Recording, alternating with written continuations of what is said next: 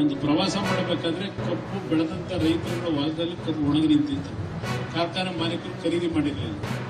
ಅಲ್ಲೇ ತೀರ್ಮಾನ ತಗೊಂಡೆ, ರೈತರ ಸಾಲ ಮನ್ನಾ ಜೊತೆಗೆ ಯಾರು ಕಬ್ಬನ್ನ ಮಾರಾಟ ಮಾಡೋಕ್ಕಾಗಿಲ್ಲ ಅಂತ ರೈತರಿಗೆ 25,000 ರೂಪಾಯಿನ ಆ ಕಾಲದಲ್ಲಿ 2006-7 ನನ್ನ ರೈತರಿಗೆ ಕೊಡಬೇಕಾದ್ರೆ ಉಳಿಸಬೇಕು ಅಂತ ಹೇಳಿ 248 ಕೋಟಿ ಹಣ ಕೊಡತಕ್ಕಂಥ ತೀರ್ಮಾನ ಮಾಡಿದೆ.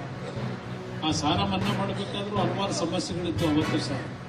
ಆದರೆ ಅವತ್ತು ರೈತರ ಕಷ್ಟ ನೋಡಿ ಅವತ್ತಿನ 2,500 ಕೋಟಿ ಇವತ್ತಿನ ನಮ್ಮ ಬಜೆಟ್ ಲೆಕ್ಕ ಹಾಕಿದ್ರೆ ಬಹುಶಃ 30-35,000 ಕೋಟಿ ಆಗಿದೆ.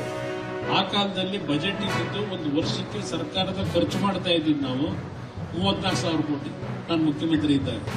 ಇವತ್ತು 4.5 ಲಕ್ಷ ಕೋಟಿ 5 ಲಕ್ಷ ಕೋಟಿ ಈ ರಾಜ್ಯದ ಬಜೆಟ್ ಇದೆ. ಲೆಕ್ಕ ಹಾಕಿದ್ರೆ ನೀವು ಇವತ್ತು 2,500 ಕೋಟಿ, ಅವತ್ತು 34,000 ಲೆಕ್ಕ ಹಾಕಿದ್ರೆ ಇವತ್ತು 5 ಲಕ್ಷ ಕೋಟಿ ಎಷ್ಟಾಗ್ತಿದೆ ಅಂತ.